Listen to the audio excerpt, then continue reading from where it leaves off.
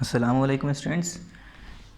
आज हम कंप्यूटर पढ़ेंगे। तो सबसे पहले आप अपनी बुक देख लीजिए। आपकी बुक का नाम है कंप्यू ब्रेन, ठीक है।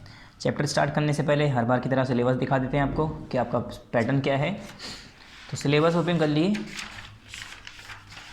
और यहाँ देखिए कंटेंट में हाफ ईयरली एग्ज़ाम का हमने सिलेबस पहले मार्क कराया था आपको, जिसमें हमने बताया था कि पीए फर्स्ट का जो सिलेबस है अब वो एग्ज़ाम में नहीं आएगा, क्योंकि ये आप पहले से पढ़ चुके हैं और ये आप टेस्ट भी दे चुके हैं। तो ये आप इसे ऐसे कट कर दिए, ये आपका नहीं आएगा। यानी चैप्टर 1 चैप्टर 2 आपको नहीं पढ़ना है। आपको अब क्या पढ़ना है? Chapter 3 chapter 4 chapter 5।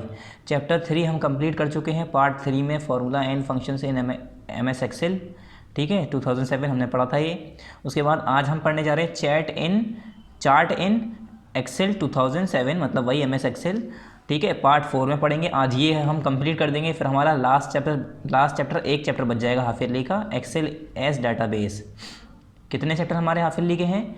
1 2 3। कौन कौन से? Chapter number 3 chapter number 4 chapter number 5। ये 3 चैप्टर आपको किस में पढ़ने हैं? हाफ ईयरली एग्जाम के लिए। ये दोनों चैप्टर आपको नहीं पढ़ने हैं, ये आपने इसका टेस्ट दे दिया, ये आपके चैप्टर नहीं आएंगे। सिर्फ और सिर्फ 3 4 5 ये चैप्टर आएंगे। तो स्टार्ट करते हैं। चार्ट इन एक्सेल मतलब MS एक्सेल 2007, ठीक है। Chapter number 4 page number 37 open कर लिए। पेज नंबर 37 स्टार्ट करते हैं। Page number 37 chart in Excel. नाम क्या है हमारा चैप्टर का? Chart in Excel. पार्ट कौन सा है हमारा? पार्ट हमारा है 4। तो यहाँ पर 4 लिखिए। यहाँ पर क्या करेंगे? हर बार की तरह डेट लिखेंगे। किस दिन की? जिस दिन ये वीडियो यूट्यूब पर अपलोड होगी उस दिन की यहाँ पर आपको डेट मेंशन करनी है। In this chapter you will be able to learn meaning of chart in Excel. इस चैप्टर में आप क्या सीखेंगे? आपको ये पता चलेगा चार्ट इन एक्सेल, एक्सेल के अंदर चार्ट बनाना या लगाना या प्रिपेयर करना, उसका मतलब क्या है, चार्ट हम कहना क्या चाह रहे हैं, ठीक है। काइंड्स ऑफ चार्ट, तरह तरह के चार्ट के बारे में हम पढ़ेंगे कि कितने तरह के चार्ट होते हैं। आपने मैथ में बनाए होंगे आज से पहले चार्ट, ठीक है, अभी बताते हैं। और पार्ट्स ऑफ चार्ट, चार्ट्स के कितने क्या क्या पार्ट होते हैं, कौन कौन से हिस्से किस किस नाम से जाने जाते हैं। क्रिएटिंग अ चार्ट, चार्ट को क्रिएट करना, फॉर्मेट करना चार्ट लिगेंड को, ठीक है। Formatting axes and Y axes in Excel 2007 chart. Excel 2000 axes जो हम एक्सेल में 2007 एक्सेल में जो हम चार्ट बना चुके होंगे उसकी एक्सेस को, एक्स एक्सेस को या वाई एक्सेस को फॉर्मेट करना, ठीक है। Applying chart style, chart style को अप्लाई करना। एडिंग बॉर्डर्स, उसमें बॉर्डर ऐड करना या formatting lines using goal seek feature, goal seek feature को यूज़ करना, लाइन को फॉर्मेट करना। और moving a chart to a chart sheet, और किसी चार्ट को चार्ट शीट में चेंज कर देना, मतलब मूव कर देना, ठीक है, मूव कर देना। तो अब स्टार्ट करते हैं। What is a chart? Chart क्या होता है? आपने देखा होगा कभी कभी, अगर आपने मैथ में पढ़ा होगा तो उसमें क्या होता है? बार ग्राफ, ठीक है, पाई चार्ट, ये सब सुना होगा आपने।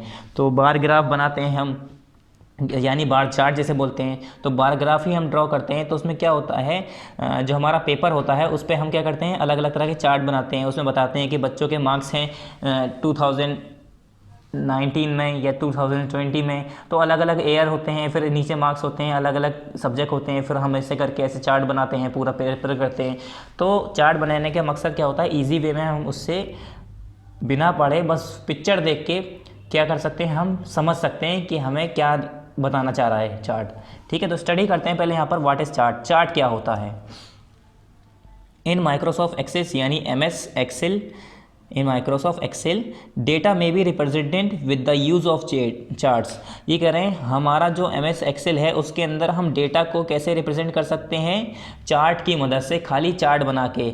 आपने कभी चार्ट बनाया होगा, जैसे कि आप अगर आगे क्लास में जाएंगे तो नोट्स जब प्रिपेयर करेंगे तो उसमें चार्ट बना देते हैं, ठीक है। जैसे होम के अंदर रूम होते हैं, तो इधर हमारा kitchen, dining room, drawing room, ठीक है, और फिर यहाँ पर हमारा बेडरूम, फिर रूम के अंदर क्या क्या सामान होते हैं, ऐसे करके हम चार्ट बनाते हैं अलग अलग करके। तो इसी तरह के हम क्या करते हैं, कम समय में, और ये कह लिए कि छोटी सी जगह पर हम ज़्यादा अमाउंट में उसे नॉलेज अगर देना चाह रहे हैं, किसी को समझाना चाह रहे हैं, तो ईजी वे में इंसान उसे समझ सकता है। यही कह रहे हैं इन माइक्रोसॉफ्ट एक्सेल डेटा में be represented with the use of charts. Charts offer a visual representation of the data. Chart क्या ऑफर करता है? एक visual representation of the data, data को विजुलाइज कराता है, इंसान उसे देख कर समझता है, ठीक है, पढ़कर नहीं समझता है कि डेटा क्या कहना चाह रहा है, उस पर हम लिखते नहीं हैं कुछ, उसे बनाकर पिक्चर के फॉर्म में विजुलाइज करा के हमें रिप्रेजेंट करता है डेटा को। कौन? चार्ट, ठीक है। Instead of analysing columns of values of spreadsheet, meaning of data may be interpreted in a single look. ये कह रहे हैं ना कि अगर हम पूरे कॉलम्स को instead of analysing columns of values of spreadsheet की जो वैल्यूज़ हैं उसकी कॉलम्स को एनालाइज करने के बजाय हम क्या कर सकते हैं, meaning of data may be interpreted in a single look, एक झलक में हम पूरे डेटा का मीनिंग समझ सकते हैं, ना कि एक एक करके पूरा कॉलम पढ़ रहे हैं। अगर मैंने आपको पूरी टेबल बना के दी है तो आपको टाइम लगेगा, अलग अलग टेबल अलग सब कुछ देखना पड़ेगा एक एक करके, ठीक है। नेम, आईडी या क्लास, रोल नंबर या सब्जेक्ट, तो सब आपको वहाँ पर पूरा एक एक करके पढ़ना पड़ेगा। और डेट उसमें क्या होता है हमारे चार्ट में, एक झलक में हम क्या कर सकते हैं, पूरा एक बार में हम पूरा मीनिंग समझ सकते हैं, ठीक है। With a chart the data of a spreadsheet may be altered to display pattern. Chart की मदद से हम क्या कर सकते हैं, जो स्प्रेडशीट का डेटा है may be altered to a display pattern, उसे हम उसका पैटर्न को डिस्प्ले जो पैटर्न है उसका जो दिख रहा है उसे हम अल्टर कर सकते हैं, बदल सकते हैं। कंपैरिजन, उसका जो कंपैरिजन है मतलब किस तरह से हम उसे कंपेयर कर रहे हैं, ठीक है। 2 डेटा को, 3-4 डेटा को, 5-6 डेटा को एक ही चैट के अंदर हम कंपेयर कर सकते हैं। एंड टेंडेंसीज, और उसकी टेंडेंसीज को, ये सारी चीज़ें हम अल्टर कर सकते हैं, मतलब हम उसे चेंज भी कर सकते हैं, उसके अंदर चेंजेस ला सकते हैं। जैसे आपने कोई डेटा बना लिया, आप उसके अंदर कुछ चेंजेस करना है तो आप उसे कर सकते हैं। It denotes the nexus between numbers, और ये क्या डिनोट करता है, नेक्सस बिटवीन नंबर्स, मतलब नेक्सस मतलब संबंध, ठीक है। नेक्सस का मतलब क्या होता है, ठीक है, संबंध होता है। क्या मतलब होता है इसका, नेक्सस का संबंध या ताल्लुक, ठीक है, किसी चीज़ से क्या रिलेशन है, कनेक्शन क्या है, तो वो बताता है नेक्सस, इसका मीनिंग है, ठीक है। तो it denotes the nexus between numbers, ये क्या डिनोट करता है, ये क्या दर्शाता है, हमें क्या बताता है, नंबरों के बीच में संबंध बताता है। इट रिफ्लेक्ट दिस एडेज, ये किस एडेज को, किस कहावत को बताता है, ये मतलब किस कहावत को रिफ्लेक्ट करता है। ये एक कहावत यहाँ पर इन्होंने लिखी है, a picture is worth 1000 word, ये क्या है, कहावत है। A picture is worth 1000 word, इस कहावत का मतलब क्या है, एक तस्वीर 1000 शब्द से बढ़कर है। इसका मतलब क्या है, एक तस्वीर 1000 शब्द से बढ़कर होती है। इस कहावत का यहाँ से यहाँ तक जो कहावत है ये, इसका मतलब है, मतलब अगर आप 1000 वर्ड लिख रहे हैं, कोई आदमी 1000 वर्ड लिख के समझा रहा है किसी को, और कोई आदमी वही 1000 वर्ड की नॉलेज सिर्फ एक फ़ोटो में देकर, एक तस्वीर में बनाकर समझा देता है, तो कौन सी ज़्यादा ईजी हुई, कौन सा ज़्यादा आसान होगा। तो जो हमारी पिक्चर है वो ज़्यादा बेहतर हुई, ना कि हम 1000 वर्ड लिखें और उसे एक एक करके एक एक वर्ड मीनिंग समझाएं उसके। तो इजी क्या हुआ हमारा, एक पिक्चर, तो वही करें, एक पिक्चर जो है 1000 वर्ड से ज़्यादा बेहतर होती है। Hence, chart help us to analyze and compare data in a more interesting and attractive manner, और इसीलिए हमारा जो चार्ट होता है वो लिखी हुई जो हमारा जो डेटा है उससे ज़्यादा बेहतर तरीके से एनालाइज करने में मदद करता है। एंड कंपेयर डेटा, और डेटा को आपस में कंपेयर करने में, जैसे मैंने कहा, मैंने 10 साल का रिकॉर्ड बनाया और मैंने लिख दिया कि इतने साल में मेरा इतना सामान बिका, फैक्ट्री ने इतना प्रोड्यूस करा, इतना खर्चा हुआ और इतना प्रॉफिट हुआ, इतना लॉस हुआ, सब मैंने बता दिया। अब मैंने क्या किया, वही चीज़ मैंने डेटा पे कर दी कि इस साल में इतना लॉस हुआ, इस साल में इतना लॉस हुआ, इस साल में इतना लॉस हुआ, या इस साल में मैंने इतना गेन किया था, इस साल में मैंने इतना गेन किया था। या ये छोड़िए, हमने ये कहा कि इस साल में मैंने इतने प्रोडक्ट बनाए, इस साल में इतने प्रोडक्ट बनाए। अब हर साल का मैं पढ़ने से बेहतर है अगर मैं चार्ट में बना दूंगा, तो चार्ट का जो हमारा ग्राफ होता है, बार होता है, उसे देख के हम समझ जाएंगे कि हमारा कौन सा ज़्यादा, किस साल में कौन सा ज़्यादा हमारा प्रोडक्ट बना है, किस साल में हमने प्रोडक्ट में ज़्यादा मतलब प्रोड्यूस किया है। ये सारी चीज़ हम एक बार में चार्ट में देख के फ़ौरन ही कंपेयर भी कर सकते हैं, एनालाइज कर सकते हैं, ठीक है, in a more interesting and attractive manner, काफ़ी इंटरेस्टिंग और अट्रैक्टिव मैनर के साथ। फिर है next, there are many advantages of graph and charts and some of these are as follow. ये कह रहे हैं कि चार्ट्स और ग्राफ्स के काफ़ी एडवांटेजेस हैं और कुछ यहाँ पर नीचे दिए हैं। जैसे पहला है यहाँ पर एडवांटेजेस कहते हैं फ़ायदे, ठीक है। चार्ट्स में present information and data in an attractive and compact manner. ये कह रहे हैं चार्ट जो है उसके अंदर कैसी इन्फॉर्मेशन स्टोर हो जाती है, उसके अंदर हम इन्फॉर्मेशन को अट्रैक्टिव वे में, जो सामने वाले को देखने में अच्छी भी लगे, इस तरीके से हम उसे रख सकते हैं, एंड कॉम्पैक्ट मैनर, और छोटी सी जगह में हम सारी डिटेल उसके अंदर हम फिल कर सकते हैं, ठीक है। अब चार्ट को अगर हम डेटा के फॉर्म में रख रहे हैं तो पूरा उसे एक्सप्लेन करके तो वो बहुत ज़्यादा जगह लेगा, ठीक है। और हम किसी चार्ट में ही अगर किसी डेटा को चार्ट के फॉर्म में रख रहे हैं तो वो कॉम्पैक्ट मैनर में, छोटी सी जगह में, छोटे से चार्ट में हम सारी नॉलेज दे पा रहे हैं, तो उससे क्या हुआ, हमारी स्पेस भी हमारी कम घिरेगी, सेकंड इसका एडवांटेज क्या है, charts are easier to understand and compare. Charts जो होते हैं उसे समझना और कंपेयर करना बहुत आसान होता है। It transmits the message immediately, और उससे हमें डायरेक्टली इमिडिएटली फ़ौरन के फ़ौरन मैसेज समझ में आ जाता है, मतलब कि क्या कहना चाह रहा है। चार्ट हमें देखकर हम इजीली समझ जाएंगे कि इससे हमें क्या समझ में आ रहा है। और अगर आप लैंग्वेज में हमने लिख रखा है पूरा 200-300 पेजेस में, तो आप हल्के हल्के करके पढ़ते रहेंगे, 200-300 वर्ड पढ़ेंगे पूरे, तब समझ में आएगा आपको जाके। चार्ट का क्या है, एक बार चार्ट देखा, फोटो देखा, तस्वीर देखी, समझ में आ गया। फिर आया हमारा charts have an eternal lasting effect on the mind instead of a simple data statement. अब ये क्या कहे, एटर्नल डेटा मतलब ये चार्ट जो होता है, अगर आपने देखा होगा, आप किसी तस्वीर को देखते हैं तो आपके दिमाग में एक तरह से रुक जाती है, ठीक है, हमेशा के मतलब एक तरह से आपको वो दिमाग में रहेगी कि हमने इस तरह से देखा था। तो ये एटर्नल लास्टिंग इफेक्ट मतलब आपके दिमाग पर आखिर तक, दिमाग तक मतलब काफ़ी समय तक रहने वाला एक इफ़ेक्ट डाल देता है। और अगर आप सिंपल डेटा स्टेटमेंट रखेंगे तो वो याद आपको ज़्यादा दिन तक याद नहीं रहता है, ठीक है। तो चार्ट का ये भी फ़ायदा है कि आप उसे काफ़ी दिन तक उसे याद कर पाएंगे, आपके दिमाग में रह जाएगा। फिर आया काइंड्स ऑफ चार्ट्स। अब चार्ट्स कितने तरह के होते हैं, पहला क्या है यहाँ पर, kinds of charts. Microsoft Excel 2007 provides various type of charts to help you display data in different manners that are meaningful to your audience. ये कह रहे हैं माइक्रोसॉफ्ट एक्सेल यानी MS, माइक्रोसॉफ्ट MS, ठीक है, शॉर्ट फॉर्म लिखते हैं हम MS एक्सेल 2007 जो है उसमें हमें क्या है, अलग अलग तरह के उसने हमें चार्ट्स प्रोवाइड किए हैं, जिससे हम क्या कर सकते हैं, डिफरेंट वेज में, डिफरेंट तरीक़ों से हम क्या कर सकते हैं, अपने डेटा को डिस्प्ले कर सकते हैं, दिखा सकते हैं, जिसकी वजह से जिसे हम दिखाना चाह रहे हैं, जो हमारी ऑडियंस है, उसे अच्छे से समझ में आ जाए, ठीक है। इस तरीके से हम अपनी मर्ज़ी से चार्ट को बना सकते हैं। और वो अलग अलग तरीके से चार्ट्स हमें कहाँ पर मिलेंगे, हमारे माइक्रोसॉफ्ट एक्सेल 2007 में, ठीक है।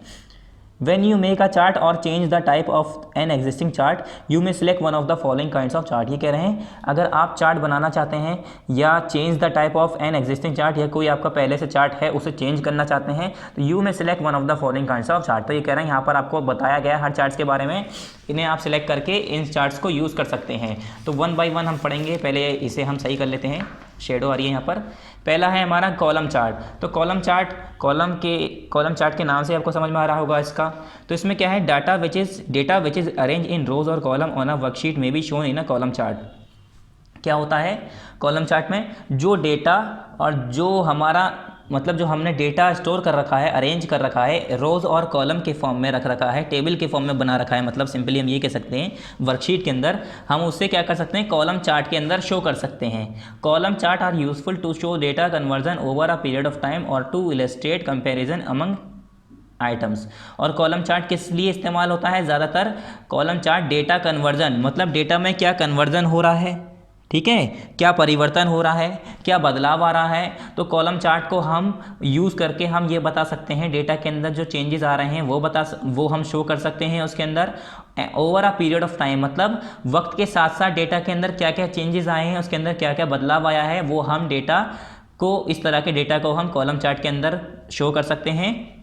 To illustrate comparison among items, और अलग अलग आइटम्स में इलस्ट्रेट करने के लिए, मतलब कंपैरिजन करने के लिए, इलस्ट्रेट मतलब टू एक्सप्लेन करने के लिए, आपस में जो कंपैरिजन करना है हमें, तो वो भी हम कॉलम चार्ट के अंदर कर सकते हैं, ठीक है। अलग अलग साल में, जैसे अब मैंने कहा कि 2020 में मेरा ये था, 2021 में मेरा ये था, 2030 में मैंने इतना मुनाफा कमाया, 2030 में इतना, तो हम ईजिली हम चार्ट में देख सकते हैं टाइम के साथ। वहाँ पर ईयर भी लिखा होगा, वहाँ पर हमारा चार्ट बना होगा, उसके हम हाइट को देख के क्या कर पाएंगे, पता कर पाएंगे कि ये, जैसे जब आप चार्ट बनाएंगे ना, तो उसमें आपको समझ में आएगा, जैसे अब किसी साल में हमने कम प्रोड्यूस किया तो उसका ग्राफ थोड़ा नीचा होगा, ज़्यादा प्रोड्यूस किया तो उसका ग्राफ थोड़ा ऊंचा होगा, और ज़्यादा प्रोड्यूस किया तो उसका और ऊंचा होगा, ठीक है। तो हम इजीली देख पाएंगे।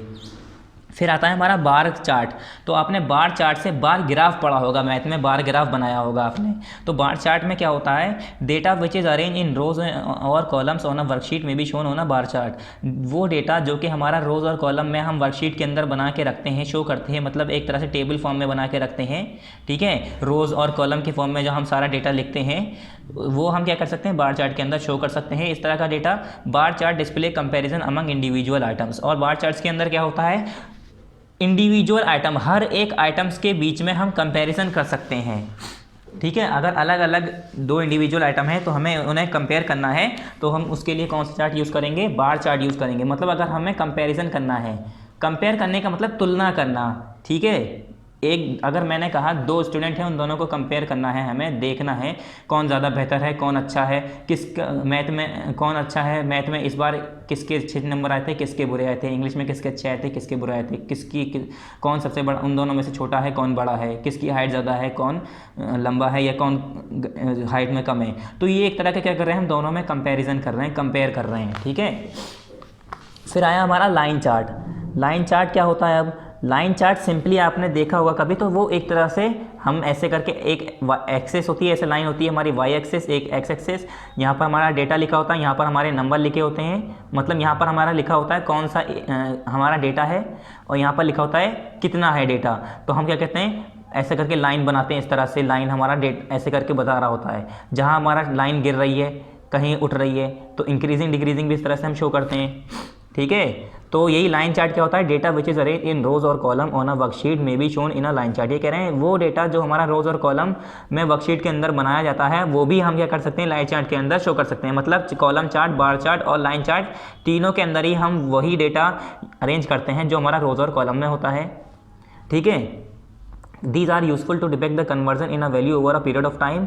और ये किस लिए यूज़ होता है, डिपेक्ट करना मतलब पता करना, या अगर हम ये भी कह सकते हैं शो करना, मतलब बताना। ये हम किस लिए यूज़ करते हैं लाइन चार्ट को, बताने के लिए, शो करने के लिए। वो depict the conversion in a value over a period of time, मतलब किसी, जैसे अब मैंने कहा कि कोई कंपनी है, उसने वैल्यू किसी चीज़ में कन्वर्जन हो रहा है, बदलाव आ रहा है, तो over a period of time मतलब कुछ समय में कितना बदलाव आ रहा है, वो सारी चीज़ें शो करने के लिए हम क्या करते हैं, लाइन चार्ट्स को यूज़ करते हैं। कहीं पर लॉस हुआ तो लाइन चार्ट हमारा नीचे गिर जाएगा, कहीं हमारा फ़ायदा हुआ तो लाइन चार्ट ऊपर बढ़ जाएगा। इस तरह से हम क्या करते हैं, इसे यूज़ करते हैं डिपिक्ट करने के लिए, शो करने के लिए, ठीक है। फिर आया दे एम्फेसाइज। एम्फेसाइज मतलब जोर देना।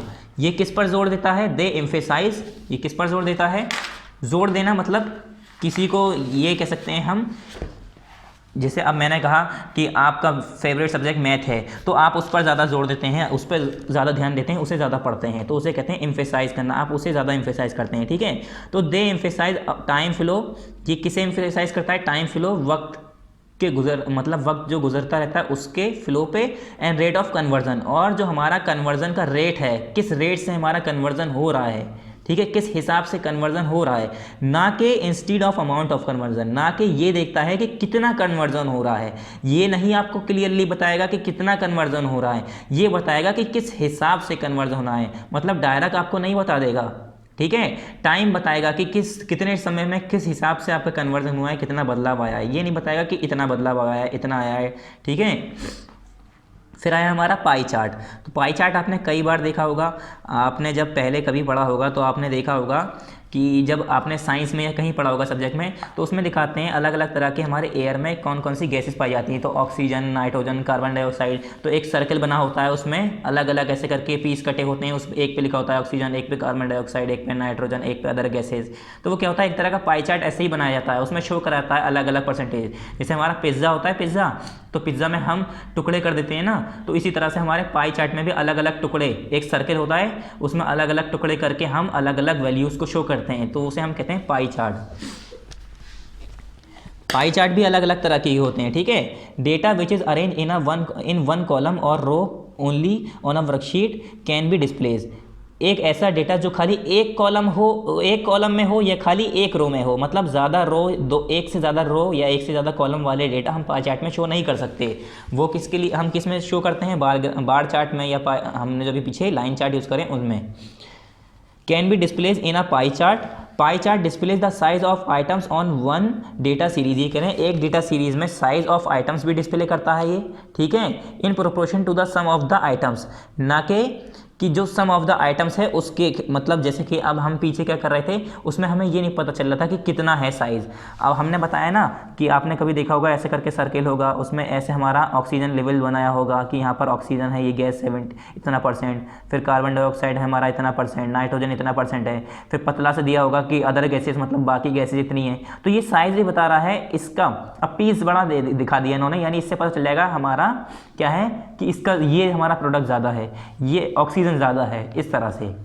पाई chart displays the size of item in one data series. एक डेटा सीरीज में ही वो हमें क्या कर देता है, पाई चार्ट पूरा डेटा सीरीज में, एक डेटा सीरीज में हमें साइज को डिस्प्ले करता है, साइज भी दिखाता है किसी आइटम का, in proportion to the sum of the items, और मतलब साथ में सारे आइटम्स का भी अगर आप देखेंगे तो साइज तो दिखेगा, मगर हम एक एक अलग अलग आइटम को हम अलग अलग करके भी देख सकते हैं। अगर आप कंप्यूटर पे यूज़ करेंगे तो जब जैसे कि अब हमने एक पाई चार्ट बना रखा है, उस पर हमें इस तरह से हमारा एक पाई चार्ट है मान लिए, इस पर अलग अलग डेटा इस तरह से हमारे शो हो रहे हैं, ठीक है। एक ये वाला पोर्शन है, ये हमारे मान लिए हमने, ये हमारा 2003 का है, ये हमारा अलग है, ये अलग ईयर का है, ये मान लिए हमारे मैथ में मार्क्स हैं बच्चों के इतने अच्छा आए हैं, साइंस में इतने इस मतलब एवरेज मान लिए, मैथ में इतने हैं, साइंस में इतना है, जीके में ज़्यादा है। तो सबसे ज़्यादा किस में है, इसमें, ये सेमी पोर्शन वाला हाफ सर्किल पूरा ले रहा है, फिर उससे ज़्यादा मैथ में, उससे कम मैथ में, उससे कम साइंस में। तो अगर हम इन्हें अलग अलग करना चाहें अलग अलग भी कर सकते हैं, ठीक है। हम चाहें कि हमारे सारे गायब हो जाएं, बस एक रह जाए, तो उसे भी हम रहने दे सकते हैं। ये तो हमारा किस में आएगा, जब एडिटिंग करेंगे ना उसमें पढ़ेंगे हम। तो ये कह रहे हैं the data point in a pie chart, वो डेटा जो कि पाई चार्ट में दिखता है हमें, are shown as a percentage of a complete pie. पूरे कंप्लीट पाई का हमारा 1% होता है, 1% होता है, मतलब टुकड़ा होता है। पार्ट्स ऑफ अ चार्ट्स, अब चार्ट्स, हमारे जो चार्ट हैं इनके पार्ट्स क्या होते हैं, इसमें क्या क्या चीज़ें आपको, मतलब क्या जो हमारे अलग अलग चीज़ें हैं, जो अलग अलग स्पेस है, जगह है, उसके अलग अलग नाम हैं, वो क्या क्या हैं।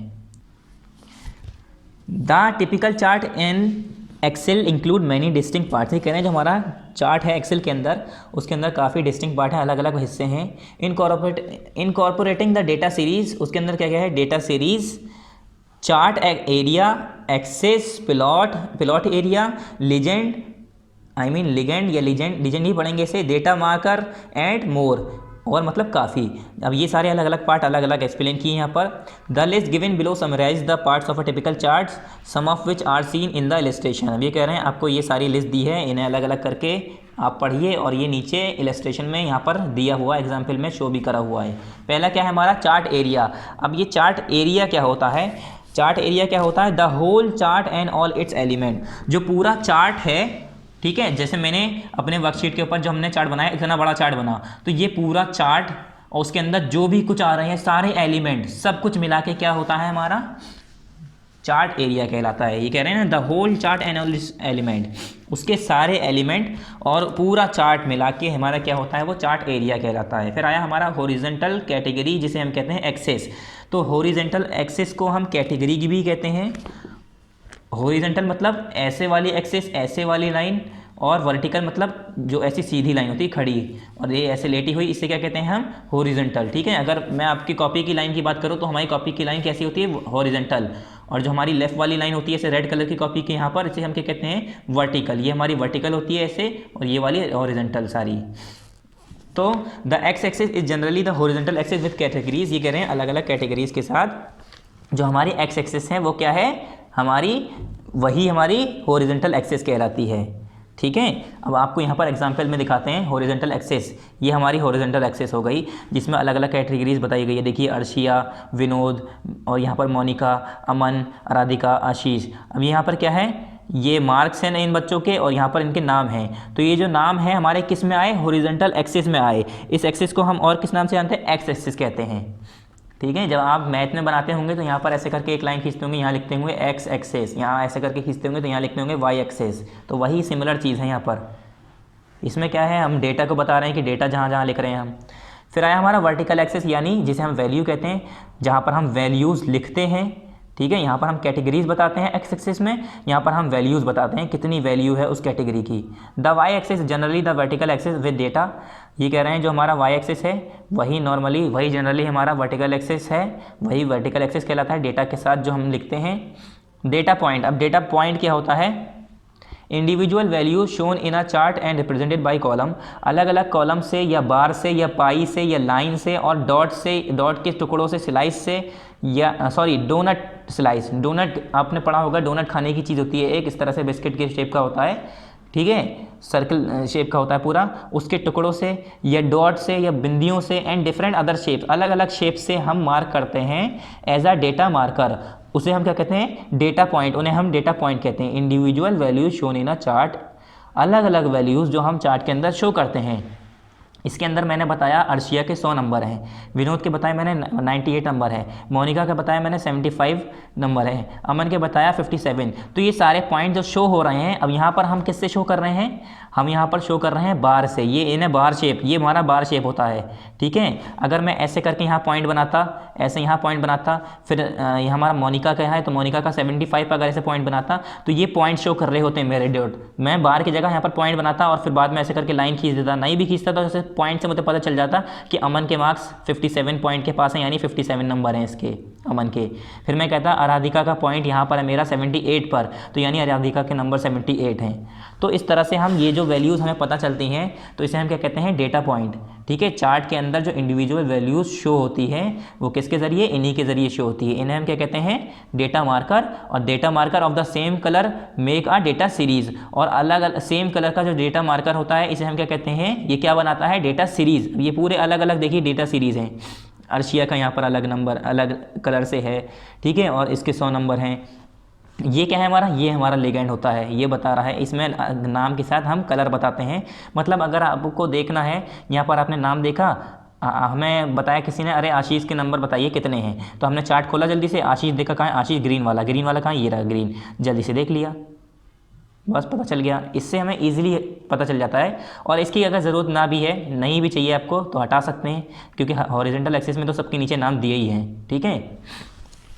फिर आया हमारा टाइटल, तो टाइटल क्या है अब, तो टाइटल हमारा ये हो गया मार्क्स, ये हमारा क्या है, हमें अब ये क्या बता रहा है, ये मार्क्स हैं, यहाँ पर क्या है, बच्चों के नाम हैं, तो ये टाइटल हमें मार्क्स बताएगा कि ये हम इधर साइड हम मार्क्स लिख रहे हैं। अब मैं यहाँ पर मार्क्स की जगह लिख देता रुपीज़, मतलब इतने बच्चों ने रुपीज़ डिपॉजिटेड, मतलब इन बच्चों ने पैसे कितने कितने जमा किए हैं। तो ये टाइटल मेरा बताएगा कि ये मैं यहाँ जो वैल्यूज़ बता रहा हूँ वो क्या चीज़ है।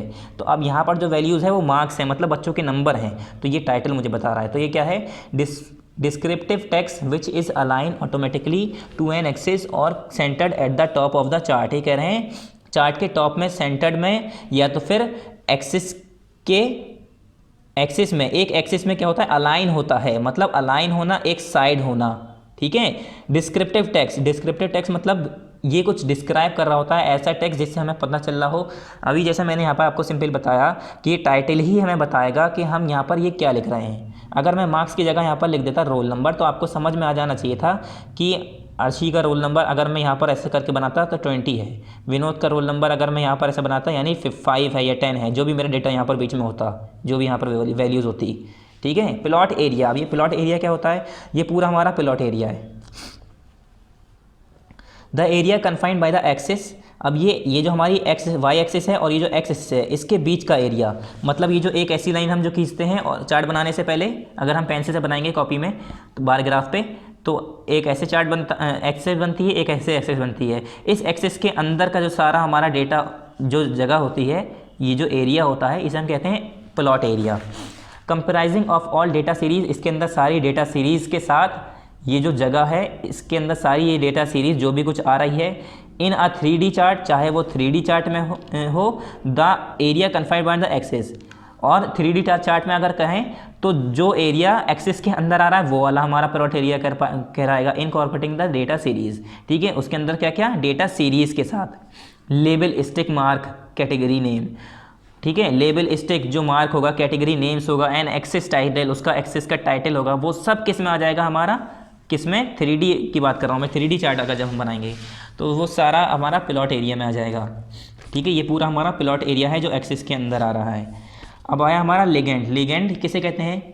अ box that recognize the colour और पैटर्न, ऐसा बॉक्स जो कि कलर और पैटर्न बताता है, रिकॉग्नाइज करता है, which are assign to the data series और कैटेगरीज इन अ चार्ट, जो कि हमारा डेटा या डेटा की सीरीज़ के साथ या कैटेगरीज के साथ हमारा चार्ट के अंदर असाइन हो, जुड़ा हुआ हो। जो मतलब जैसे मैंने बताया ये हमारा लिगेंड है, तो इसके नाम के साथ हमारा यहाँ पर कलर है, तो ये पर्पल कलर को शो कर रहा है, मतलब ये वाला डेटा जो है, ये वाला जो हमारा ग्राफ, ये हमारा जो हमारा बार है, ये किसका है? अर्शिया का है। इसी तरह से ये हमारा कैटेगरी बता रहा है, मतलब अलग अलग कैटेगरीज चार्ट के अंदर हमें शो कर रहा है ये, ठीक है, अलग अलग कलर के साथ। अब ये वाला कलर हमारा रेड है, तो यहाँ पर विनोद देखिए रेड कलर से शो हो रहा है, ठीक है। फिर आया हमारा next, creating a chart, page number 38 के बाद page number 39। Creating a chart, chart को क्रिएट कैसे किया जाए। अब चार्ट सीख लिया, चार्ट क्या होता है, ठीक है, उसके पार्ट्स क्या क्या होते हैं, उसके अंदर क्या क्या जगह होती हैं, एक्सेस कितनी होती हैं, एक एक्सेस से होती है, एक वाई एक्सेस होती है। आप चाहें तो 3D भी बना सकते हैं आप चार्ट। पहला आया हमारा अब क्रिएटिंग अ चार्ट। अब चार्ट को क्रिएट कैसे किया जाए। स्टेप फर्स्ट क्या है? Use the mouse to select the data, मतलब आपने जो डेटा पहले से बना रखा है, जैसे आपने यहाँ पर देखिए, यहाँ पर डेटा लिखा हुआ है इन्होंने, ठीक है। यहाँ पर क्या है? अंकिता नाम दिए हैं, फिर कंप्यूटर के नंबर हैं, हिंदी के नंबर हैं, इंग्लिश के नंबर हैं टोटल, फिर यहाँ पर सबके टोटल कर दिए हैं, मतलब अंकिता के कंप्यूटर हिंदी और इंग्लिश के मिला के कितने हैं, बबीता के इंग्लिश कंप्यूटर हिंदी और इंग्लिश के मिला के कितने हैं, ठीक है। इस तरह का इन्होंने डेटा पहले से बना रखा है, आप अपनी बुक में देखिए तो क्लियर नज़र आएगा, ठीक है। ये एक डेटा पहले से तैयार है यहाँ पर। फिर क्या करना है?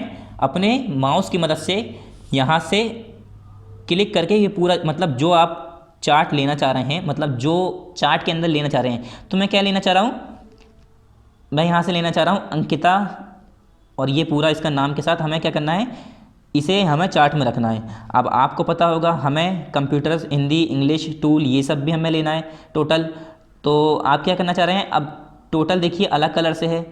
अब यहाँ पर देखिए अंकिता के ये हमारा रेड वाला क्या शो कर रहा है, ये ब्लू वाला कंप्यूटर का नंबर, फिर ये रेड वाला क्या शो कर रहा है, हिंदी के नंबर, फिर ये थोड़ा ग्रीन सा जो है ये इंग्लिश के नंबर शो कर रहा है, ये टोटल शो कर रहा है। तो टोटल वाला देखिए हमारा 150, तो हमारा अंकिता का कितना था 170, 150 के ऊपर 170 के करीब जा रही है ये वाली लाइन, तो ये शो कर रहा है 150 के बाद 160 170। तो यहाँ पर आप जब ग्राफ बनाएंगे कॉपी में या इसमें कंप्यूटर में बनाएंगे तो आपको साफ नज़र आएगा, ठीक है। बीच में जब आप कॉपी में बनाएंगे ना, बार ग्राफ जो हमारा होता है उस पर अगर बनाएंगे तो उस पर हमारे छोटे छोटे पॉइंट होते हैं, उससे हमें समझ में आता है, डिस्टेंस हम इक्वल बांट देते हैं।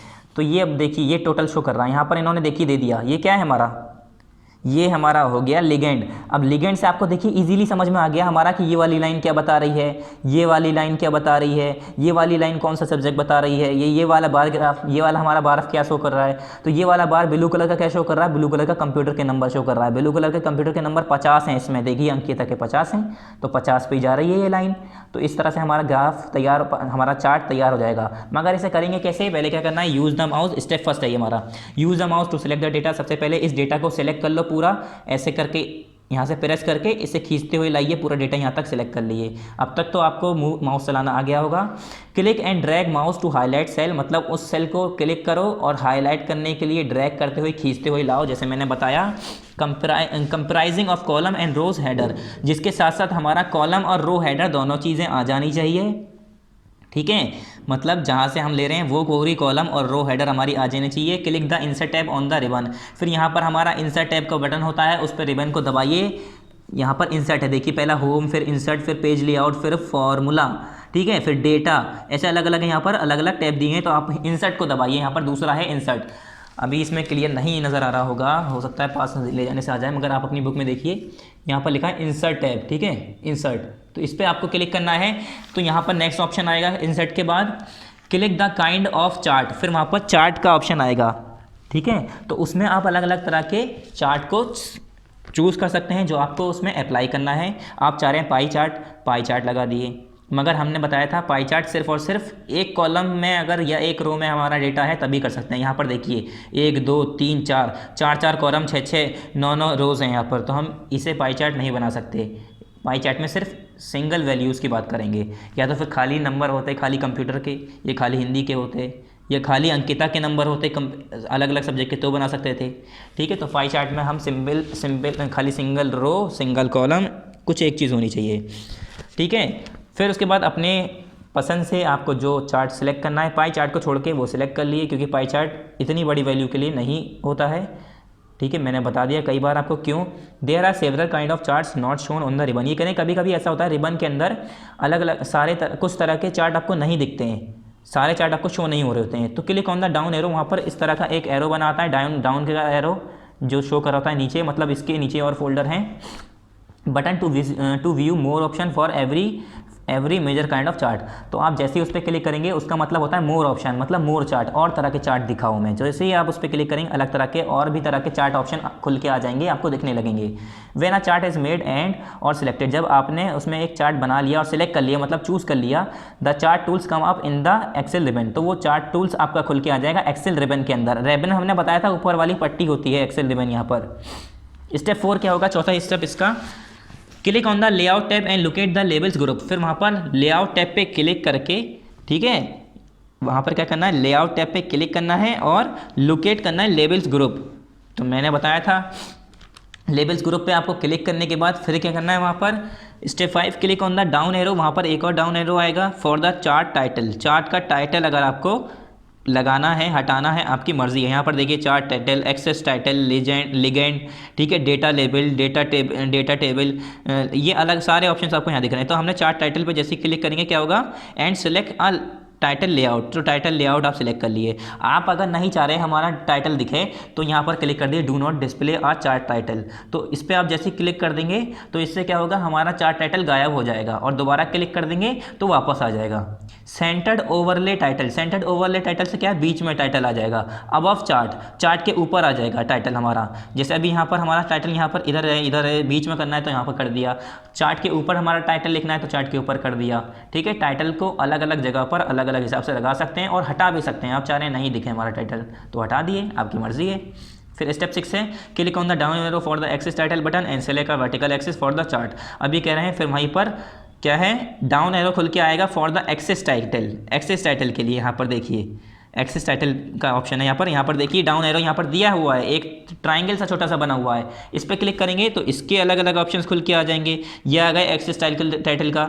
एक आया प्राइमरी हॉरिजॉन्टल एक्सेस टाइटल और primary vertical access title. Horizontal मैंने बताया था एक्सेस वाली, और वर्टिकल बताया था मैंने वाई एक्सेस हमारी जो होती है। तो यहाँ पर आगे इसके ऑप्शंस दिए हैं देखिए।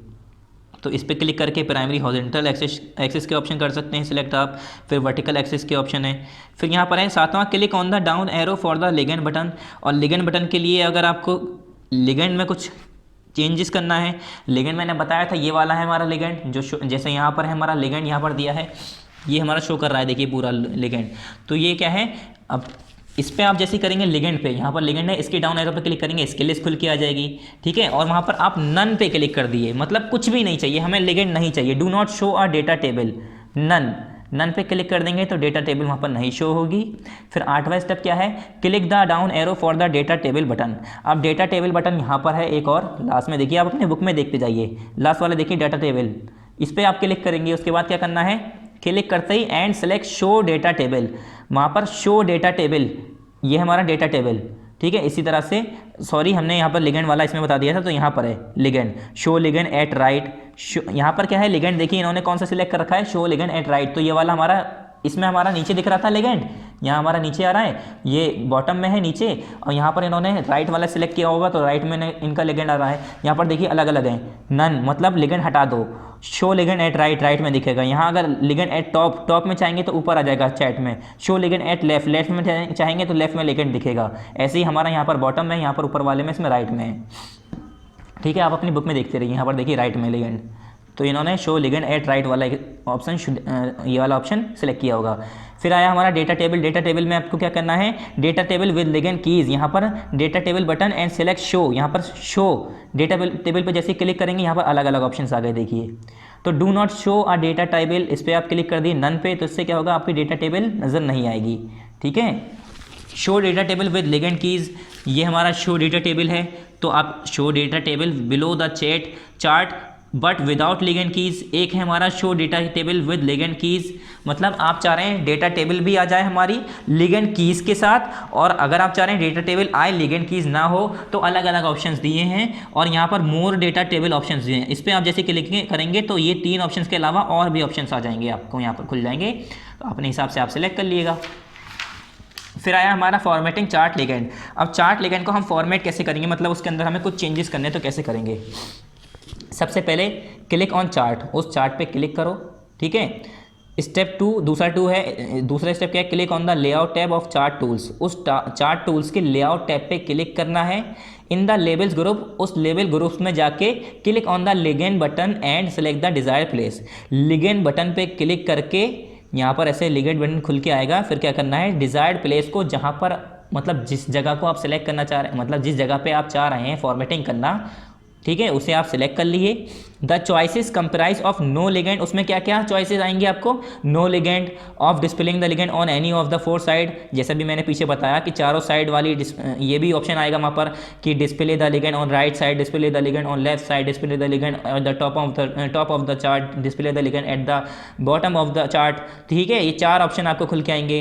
And as an overlay on the left or the right, और as an overlay on the left or the right, मतलब ये 4 ऑप्शन अलग अलग ऑप्शंस आपको नजर आने लगेंगे वहाँ पर। स्टेप 4 क्या होगा, टू एलिवेट द लिगेंड, अगर आपको लिगेंड को एलिवेट करना है तो उसके लिए क्या करना पड़ेगा, click on the legend button पे क्लिक करना है, सेलेक्ट मोर लिगेंड ऑप्शन, वहाँ पर मोर लिगेंड ऑप्शन मैंने अभी जो पीछे बताया था कि तीनों लिगेंड ऑप्शन में से आपको अच्छा नहीं लगा, आप चाह रहे हैं दूसरे लिगेंड ऑप्शन सेलेक्ट करना, तो मोर का बटन होता है, वहाँ पर मोर पे सेलेक्ट करिए। मोर लिखा होता है या एरो बना होता है तो उस पर सेलेक्ट करिए। बी क्या होगा, चॉइसेस इनकॉर्पोरेट लिगेंड ऑप्शंस, उसके अंदर क्या होगा, लिगेंड ऑप्शंस में क्या क्या होगा, फिल, बॉर्डर, कलर, उसमें क्या है, अब हम जहाँ पर जैसे अब मैंने किसी टेक्स्ट को अगर मुझे बॉर्डर करना है तो उसे मैं बॉर्डर कर सकता हूँ, उसका कलर चेंज कर सकता हूँ, उसका स्टाइल चेंज कर सकता हूँ, उसमें शेडो लगा सकता हूँ, हटा सकता हूँ, ठीक है। ये सारे चॉइसेस आपको उसमें मिल जाएंगे। सी है हमारा alteration done to the title are shown instantly, और जो हम अल्ट्रेशन कर रहे होंगे, जो थोड़ा सा बदलाव उसके अंदर हम ऐड कर रहे होंगे, जैसे हम बॉर्डर कलर कर रहे हैं, उसमें बॉर्डर कर रहे हैं, बॉर्डर स्टाइल चेंज कर रहे हैं, तो वो फ़ौरन के फ़ौरन हमें नज़र भी आ रहा होगा कि अगर हम ऐसा करेंगे तो ऐसा दिखेगा, ऐसा करेंगे तो ऐसा दिखेगा, हाथ के हाथ हम उसे देख भी पाएंगे, प्रीव्यू कर पाएंगे। Click on the close button after completion, और आपको जब लगता है हाँ ये कलर ठीक है, ये बॉर्डर ठीक है, इस तरीके का बॉर्डर ठीक है, तो उसके बाद आप क्लोज बटन पे क्लिक कर दिए, जो हमारा क्रॉस बटन होता है रेड वाला, उस पर दबा दिए, वो सारी चीज़ें हम आपकी जो मतलब अप्लाई हो चुकी हैं वो अप्लाई हो जाएंगी। फिर आया हमारा step 5, put the cursor over an edge of the chart title, chart title के किसी भी कोने पर आप अपना कर्सर लेके जाइए, माउस का मतलब जो पॉइंटर होता है वो लेके जाइए। उसके बाद टू मूव द लिगेंड को मूव करने के लिए, ठीक है, आप लिगेंड को इधर उधर मूव भी कर सकते हैं। Click and drag the legend to the desired place, और अपने हिसाब से उसे क्लिक करके लिगेंड को सिलेक्ट करके, मतलब उसे क्लिक करके उसे ड्रैग करके खींच के अपनी मर्जी से जहाँ पर आप वहाँ पर लगाना चाह रहे हैं उसे ले जाइए, मतलब उसे ड्रैग करके खींच के ले जाइए माउस की मदद से। स्टेप 6 क्या है, click on the chart title button पे क्लिक करना है एंड चूज़ नन, और उसमें जाके आपको नन चूज़ करना है, मतलब कुछ नहीं आपको चाहिए, चार्ट टाइटल में आपको नहीं चाहिए कुछ भी। To remove the chart title, अगर आपको चार्ट टाइटल हटाना है तो नन पे क्लिक कर दिए। इन आ लेबल ग्रुप से आपका चार्ट टाइटल हट जाएगा। फिर आया formatting the X axis and Y axis in Excel 2007 charts. आप वाई एक्सिस और एक्स एक्सिस में कैसे फॉर्मेटिंग करेंगे, कैसे एक्सेस से लगाना है, कैसे हटाना है, ये सारी चीज़ें। If you desire to alter the value seen on either the x-axis or y-axis, you can easily alter the formatting। ये कह रहे हैं अगर आप चाह रहे हैं जो वैल्यूज़ एक्स एक्सिस या वाई एक्सिस पे दिख रही हैं उसे आप अल्टर करना चाह रहे हैं, मतलब थोड़ा सा उसके अंदर बदलाव लाना चाह रहे हैं, उसमें कुछ चेंजेस करना चाह रहे हैं, तो आप इजीली उसे बदलाव कर सकते हैं, अल्टर कर सकते हैं उसके अंदर। स्टेप फर्स्ट क्या है इसका, select the axis values you desire to format. पहले तो जैसे मेरा एक्स एक्सिस पे हमारा है कुछ वहाँ पर वैल्यूज़, यहाँ पर अलग अलग साल लिखे हैं, यहाँ पर वाई एक्सिस में हमारे बच्चों के नाम लिखे हैं, ठीक है। तो पहले तो आप अगर एक्स एक्सिस में चेंज करना चाह रहे हैं या वाई एक्सिस में चेंज करना चाह रहे हैं, उस एक्सिस की वैल्यूज़ को आप सेलेक्ट कर लिए जो आप जिसके अंदर अल्ट्रेशन करना चाह रहे हैं। क्लिक द एक्स एक्सिस और Y axis directly in the chart और click the chart element button.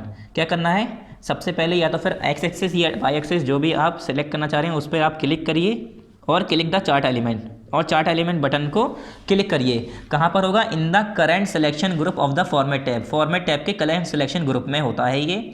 And then click horizontal, और वहाँ पर हॉरिजॉन्टल लिखा, मतलब कैटेगरी में जाके वहाँ पर कैटेगरी का ऑप्शन होगा, कैटेगरी में जाके हॉरिजॉन्टल लिखा होगा, हॉरिजॉन्टल एक्सिस पे क्लिक करिए फॉर द एक्स एक्सिस, अगर आप चाह रहे हैं एक्स एक्सिस में उस डेटा को ये लाना जैसे, और वर्टिकल, और अगर वर्टिकल में ले जाना चाह रहे हैं तो आपको क्या करना है, वैल्यू एक्सिस पे, ठीक है, फॉर द वाई एक्सिस जो आपकी वैल्यूज़ होगी उसके लिए क्या करना है, वर्टिकल एक्सिस पे क्लिक करना है, मतलब वाई एक्सिस पे जो अगर हम वैल्यूज़ को लगाना चाह रहे हैं। On it's drop down list, उसकी जो ड्रॉप डाउन लिस्ट खुल के आएगी उसमें।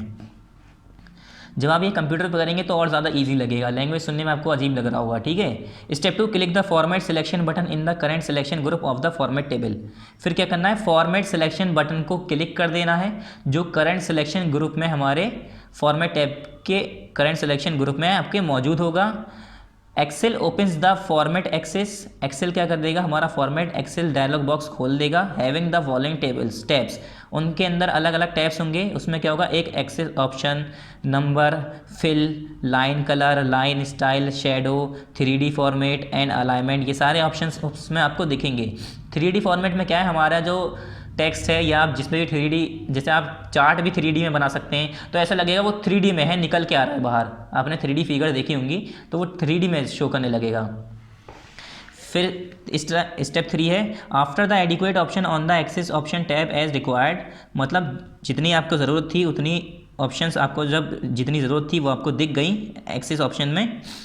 These options incorporate those that fix the maximum and minimum amount for the first and last tick mark on the axis। ये क्या करेगा, इनकॉर्पोरेट मतलब मिलाना, इकट्ठा करना। ये किस ऑप्शन, ये ऑप्शन क्या कर देगा, दैट फिक्स द मैक्सिमम, जो कि मैक्सिमम और मिनिमम अमाउंट जो कि फिक्स कर रहा होगा फॉर द फर्स्ट और लास्ट टिक, जैसे आपने फर्स्ट और लास्ट टिक किया उसे आपस में क्या कर देगा, मिला देगा, इनकॉर्पोरेट कर देगा, मतलब इकट्ठा करना, ठीक है, एक्सिस के ऊपर। स्टेप 4 क्या है, click the number tab and after the number formatting as required. Number tab पर क्लिक करिए कब, जब नंबर फॉर्मेटिंग के बाद आप, मतलब जैसे कि आप जिस हिसाब से आपको रिक्वायर्ड है उस हिसाब से आप नंबर टैब पे क्लिक करिए जब आप नंबर फॉर्मेटिंग कर चुके हों। Step 5, click the alignment tab. Alignment tab पे क्लिक करने से क्या होगा, and just how the labels come up. Alignment tab, आपने अलाइनमेंट पहले पढ़ा होगा, लेफ्ट अलाइन, राइट अलाइन, इससे क्या होगा, हमारा शिफ्ट हो जाता है, अलाइन हो जाता है एक जगह से दूसरी जगह, ठीक है। And adjust how the labels come up, और उस हिसाब से अलाइनमेंट टैब को सिलेक्ट करने के बाद आप, मतलब अलाइनमेंट टैब पर क्लिक करने के बाद आप एडजस्ट कर सकते हैं कि लेबल जो हमारा है वो किस तरह से दिखे, किस तरह से नज़र आएगा। स्टेप 6, उसके बाद क्लिक क्लोज। यहाँ पर क्लोज का मतलब है उस पर आप क्लिक कर दिए। अब देखिए यहाँ पर लिखा है मिनिमम, ठीक है, या मैक्सिमम, और यहाँ पर है फिर मेजर यूनिट, माइनर यूनिट, ऐसे करके line colour, line style, shadow, 3D format, alignment में हमने बताया ना अभी, adjust how the level come up, उसके हिसाब से आप अलाइनमेंट पे यहाँ पर पहले क्लिक करिए, फिर इसकी यहाँ पर लिस्ट खुल के आएगी, फिर उसमें आप सिलेक्ट कर लिए कि कैसा आपको लेवल चाहिए। फिर जब सारा काम आपको लगे कि हाँ हो गया कंप्लीट, तो ये क्लोज बटन होता है, इस पर क्लिक करिए, ये बंद हो जाएगा। अप्लाइंग चार्ट स्टाइल, चार्ट का अलग अलग स्टाइल्स अप्लाई करना। Excels provide many pre formatted chart style to assist you style your chart. ये कह रहे हैं पहले से बने हुए, पहले से फॉर्मेटेड, जो बने हुए पहले से फॉर्मेट हुए चार्ट एक्सेल के अंदर मौजूद होते हैं, आप उसे यूज़ करके अपने चार्ट का स्टाइल चेंज कर सकते हैं। Chart styles are preformatted background, ये प्री फॉर्मेटेड बैकग्राउंड इसमें होता है, इसमें कलर अलग अलग प्री फॉर्मेटेड कलर्स मिल जाएंगे आपको, प्री फॉर्मेटेड ग्रेडियंट्स मिल जाएंगे, shading and other formatting elements that can give your chart a permanent aesthetic appeal, ठीक है, जिससे आपका चार्ट काफ़ी बेहतर और डिफरेंट लगे तो आप उससे क्या कर सकते हैं, अलग अलग स्टाइल के चार्ट्स भी सिलेक्ट कर सकते हैं। अलग अलग उसमें कलर होंगे, अलग अलग ग्रेडियंट्स, अलग अलग शेडिंग, अलग अलग उसमें बैकग्राउंड होगा, ठीक है। अब कुछ चार्ट होंगे उसमें अलग रेड कलर है, अलग तरह की शेडिंग है, उसमें फॉर्मेटिंग अलग है, बैकग्राउंड अलग है। फिर दूसरा चार्ट का ऑप्शन है, दूसरा चार्ट का स्टाइल है, मतलब उसमें अलग कलर है, उसमें अलग बैकग्राउंड है, अलग अलग मिक्सचर इस तरह से आपको दिया होगा, आप उसे सिलेक्ट कर सकते हैं। स्टेप फर्स्ट क्या है, select your chart by clicking it. सबसे पहले अपने चार्ट को सिलेक्ट करो जिसमें आपको चार्ट का स्टाइल चेंज करना है। उस चार्ट को सिलेक्ट किया, मतलब आपने चार्ट बना लिया, अब चाह रहे हैं हम चार्ट का स्टाइल चेंज करना, तो उस चार्ट को सिलेक्ट कर लिए। सिलेक्ट करने के बाद फिर क्या करना है हमें, यहाँ पर from the design tab, design tab में जाके क्या करना है, in the chart style group, chart style group में click the drop down button, वहाँ पर भी ऐसे ही ड्रॉप डाउन बटन खुल के आएगा।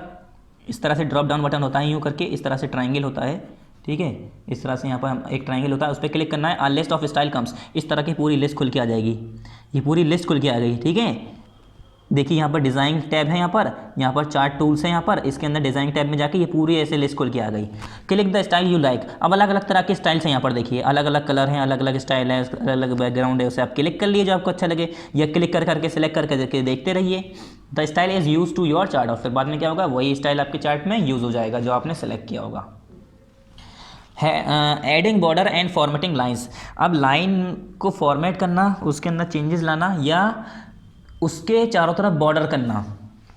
वो कैसे करते हैं? If the chart item you desire to customize rest in a box or is a box, मतलब जैसे कि आप चार्ट का आइटम जिसे हम टेबल फॉर्म में बना के रखते हैं, ठीक है, you can add and format a border, तो उसके बॉर्डर को या ऐड भी कर सकते हैं, हम फॉर्मेट कर सकते हैं, चेंज कर सकते हैं। पहला क्या है? Step first, on your chart, सबसे पहले चार्ट पे क्या करना है? राइट क्लिक करना है, right click the chart item you desire to format, उस चार्ट आइटम को पहले क्लिक करो जिससे आप फॉर्मेट करना चाह रहे हैं।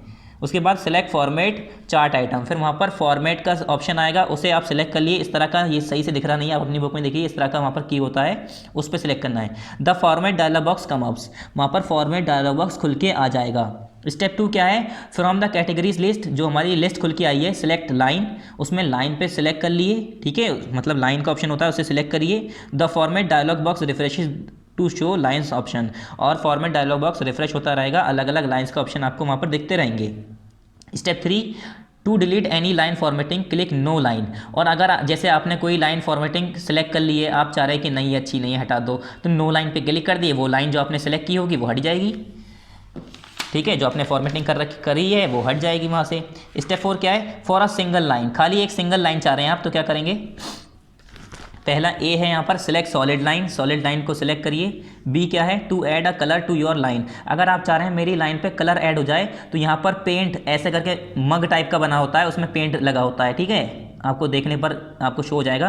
क्लिक कलर, यहाँ पर कलर का ऑप्शन होता है, उस पर आप क्लिक करेंगे तो अलग अलग तरह के वहाँ पर कलर दिख जाएंगे, रेड, ब्लू, ग्रीन, स्क्वायर, इसको ऐसे करके स्क्वायर बना होगा, ब्लैक, ग्रीन, रेड, ऐसे अलग करके अलग अलग तरह के कलर होंगे। Select the colour you like, अब आपको जो पसंद है वो सिलेक्ट कर लिए, उस लाइन का कलर भी अलग हो जाएगा। मैं चाह रहा हूँ ब्लू कलर की मेरी लाइन हो, तो लाइन का कलर ब्लू सिलेक्ट करूँगा मैं, इस तरह से। फिर सी क्या है? To alter the transparency of the line move the transparency slider, और अगर आप लाइन की ट्रांसपेरेंसी मतलब कितनी डार्क रखना चाह रहे हैं, कितना ट्रांसपेरेंट होना चाहिए, ठीक है, तो वहाँ पर स्लाइडर होता है।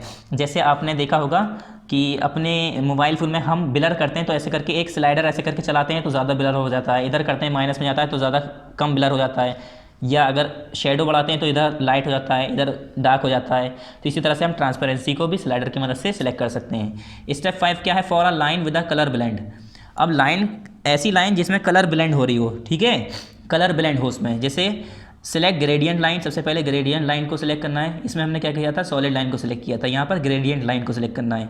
अलग अलग लाइन के ऑप्शन हैं वहाँ पर, मैंने भी बताया था ना, पीछे आपको लाइन के ऑप्शन खुल के आ जाएंगे, तो उसमें ग्रेडियंट लाइन को सिलेक्ट करना है। दूसरा स्टेप क्या होगा इसका?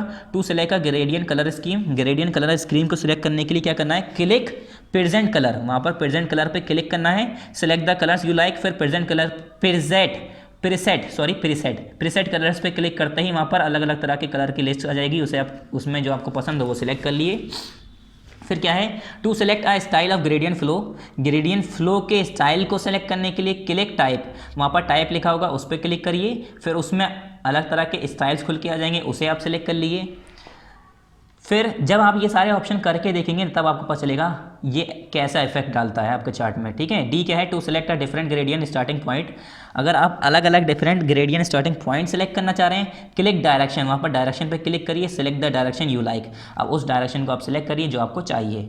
Step 6, to give your line rounded corner, आप चाह रहे हैं कि जैसे कि आपकी लाइन है, जैसे हम ऐसे एक कॉर्नर होता है, हम चाह रहे हैं इस तरह के हमारे कॉर्नर ऐसा हो राउंडेड, तो सिलेक्ट करना है हमें राउंडेड कॉर्नर्स को, सिंपली राउंडेड कॉर्नर को सिलेक्ट कर लिए, ठीक है। स्टेप 7 क्या है? From the categories list select line style, और कैटेगरीज लिस्ट से आप लाइन स्टाइल को सिलेक्ट कर सकते हैं। अब लाइन के अंदर आप अपनी पसंद से इतने तरीके हैं कि आप कुछ भी ऐड करना चाहें तो उसमें अलग अलग तरीके से ऐड कर सकते हैं। फिर है हमारा using goal seek feature. Goal seek feature से क्या होता है हमारा, ये बहुत इंपॉर्टेंट फीचर है, बहुत अच्छा फीचर है।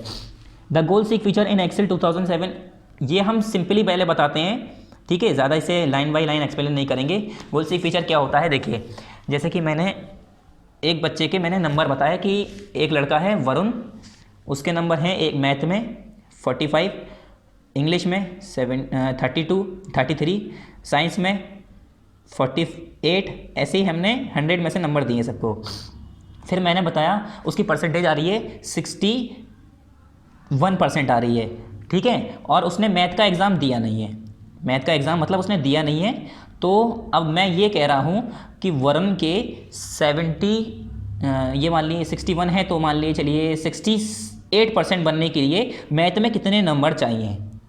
मैथ वाला तो ऑप्शन वहाँ पर हमने टेबल बना रखी होगी ना, यहाँ पर नाम, यहाँ पर हमने सब्जेक्ट, यहाँ पर क्या होगा उसके मार्क्स, तो इंग्लिश के आगे हमने नंबर, उसके नंबर लिख रखे होंगे। मैथ वाला ऑप्शन खाली होगा, यहाँ पर हमारा टोटल होगा, ठीक है, टोटल होगा। अब मैंने कहा इसके 61% है, अगर मैथ में ये कितना नंबर लिया है कि इसके 68% हो जाए, तो इसके लिए हम direct using goal seek feature को यूज़ करके हम डायरेक्ट पता कर सकते हैं। जो हमारा वहाँ पर मैथ वाला बॉक्स खाली होगा, मैथ का इसने एग्जाम दिया नहीं है तो उसमें नंबर लिखे नहीं होंगे, तो हम क्या करेंगे, जो मेथड, जो फॉर्मूला हमने बाकी कॉलम में लगाया है टोटल निकालने के लिए, वही फॉर्मूला हम उसके अंदर लगाएंगे। और जहाँ पर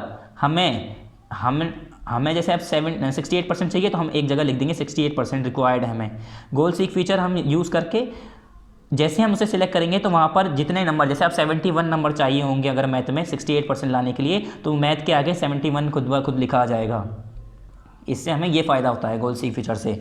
तो यही है, the goal seek feature in Excel 2007 is a what if analyze tool that enables you to find the input values required to achieve an object or goal। वही कह रहे हैं कि कोई गोल, कोई ऑब्जेक्ट अगर रिक्वायर करना चाह रहे हैं तो वो इनपुट वैल्यूज़ आपको बताएगा कि आपको क्या इनपुट वैल्यू देनी पड़ेगी, कितने नंबर उसे लाने पड़ेंगे जिसकी वजह से वो इतना % बना पाए। To use goal seek use करने के लिए क्या चाहिए आपको, you require to select the cell with the formula, मतलब जो फॉर्मूला लग रहा है उन सेल में, उस सेल को सिलेक्ट कर लिए, उस फॉर्मूले को सिलेक्ट कर लिए, which will return the output you are looking for. वो क्या देगा, मतलब इनपुट के तौर पर आपको रिजल्ट चाहिए, उस फॉर्मूले को, उस सेल को सिलेक्ट कर लिया, वो आपको आउटपुट के तौर पे जो आपको रिजल्ट चाहिए वो आपको शो करेगा। And then indicate the target value you desired, और उस टारगेट वैल्यू को, जैसे मैंने कहा था 61% है, उसके मुझे 68% चाहिए, तो उस 68% को मैं इंडिकेट करूंगा कि मुझे इतने % लाने में मैथ में वरुण के कितने मार्क्स चाहिए होंगे, तो उसे मुझे इंडिकेट करना होगा उस टारगेटेड वैल्यू को, ठीक है। Desired the formula to return and location of the input value that Excel can alter to reach the target, और उस टारगेट को रीच करने के लिए एक्सेल क्या करेगा, उसे अल्टर करेगा, उसके अंदर कुछ थोड़ा बदलाव लाएगा, और जो जहाँ पर हमें जिस हिसाब से वैल्यू चाहिए वो हमें बताएगा। अब ये क्या है, स्टेप हैं शायद यहाँ पर दिए हैं, select the cell with the formula which will return the output. पहले तो उस सेल को सेलेक्ट कर लिए जो हमारा, मतलब उसके फॉर्मूले के साथ उस सेल को सेलेक्ट कर लिए जो कि हमारा रिटर्न करेगा, आउटपुट देगा, यू आर लुकिंग फॉर, जिसके लिए मुझे जिसका रिजल्ट चाहिए उस वाले सेल को, उसके फॉर्मूले को सिलेक्ट कर लूँगा। For in this example cell B7, जैसे इन्होंने एक सेल B7 ली है, on the data tab select what if analyze a goal seek, मतलब what if analyze a goal seek एक होता है और डेटा टैब में उस पर सिलेक्ट करिए। In the data tool group में, मतलब अब ये क्या करने जा रहे हैं हम, यूजिंग गोल सीक फीचर को यूज़ करने जा रहे हैं। तो सबसे पहले हमें डेटा टैब में जाके व्हाट इफ एनालाइज गोल को सिलेक्ट करना है डेटा टूल में। This action open the goal seek dialog box, goal seek dialog box खुल के आ जाएगा जैसे ही आप इसे सिलेक्ट करेंगे। Since the cell B7 is the active cell, और उस टाइम सेल B7 हमारी एक्टिव सेल होगी। You open this dialog box, when you open this dialog box, जैसे ही आप गोल सीक डायलॉग बॉक्स को ओपन करेंगे हमारी एक्टिव सेल बॉक्स हो जाएगा, ठीक है, ये हमारी एक्टिव सेल हो जाएगी। The set cell text box already contains the cell reference B7, और जो हमारी सेट सेल टेक्स्ट बॉक्स है वो उसके अंदर पहले से सेल रेफरेंस हमारा B7 कंटेन होगा। Select the two value text, फिर उसके बाद टू वैल्यू पे क्लिक करना है टेक्स्ट बॉक्स पे, एंड एंटर द गोल, ठीक है। यहाँ पर देखिए, यहाँ पर दिया नहीं है, ऐसे यहाँ पर एक बॉक्स खुल के आता है, वहाँ पर लिखा होता है टू वैल्यू पे आपको टेक्स्ट बॉक्स को सिलेक्ट करना है और आपको गोल क्या चाहिए, क्या उसको एंटर कर देना है।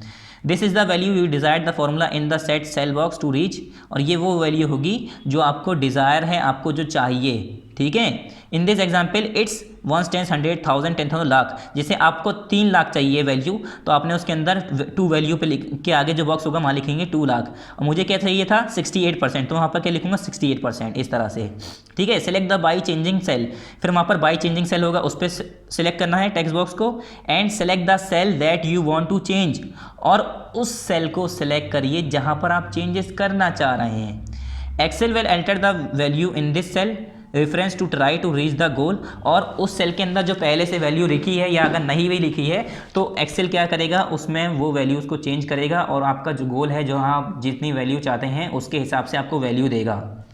In this example cell B3 contain the first quarter sales, ये कह रहे हैं जैसे कि सेल B3 के अंदर पहली क्वार्टर सेल है, ठीक है।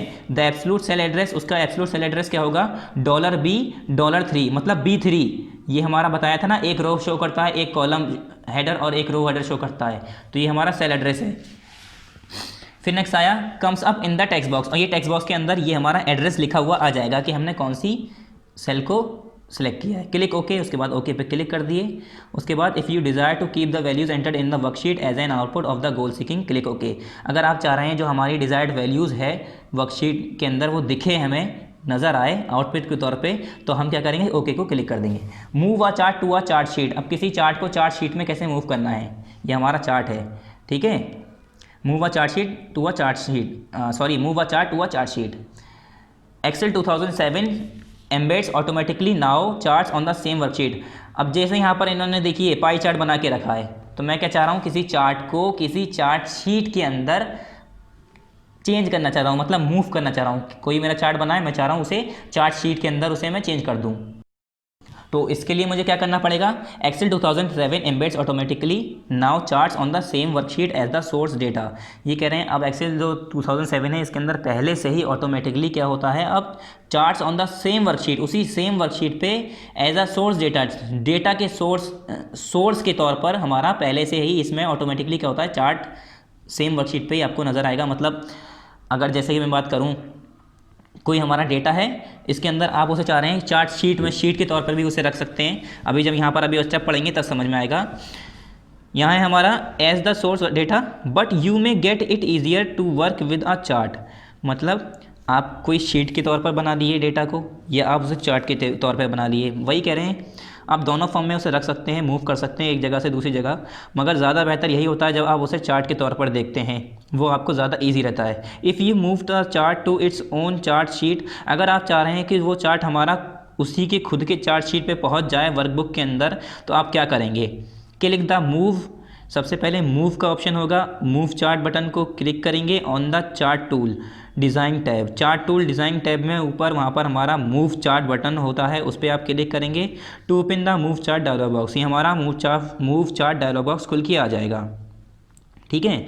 Click the new sheet option button in the move chart dialog box, move chart dialog box के अंदर न्यू शीट ऑप्शन होता है, इस पर आप क्लिक करिए।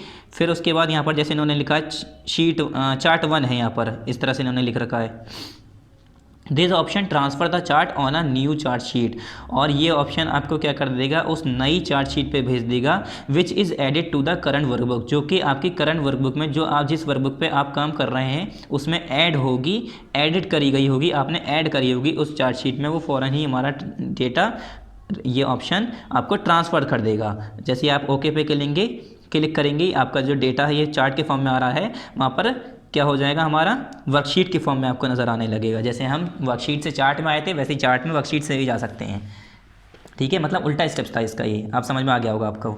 फिर आए एक्सरसाइज पे, पहला है हमारा मल्टीपल चॉइस क्वेश्चन, ये बुक में ही करनी है, तो हाथ के याद करते हुए चलेंगे।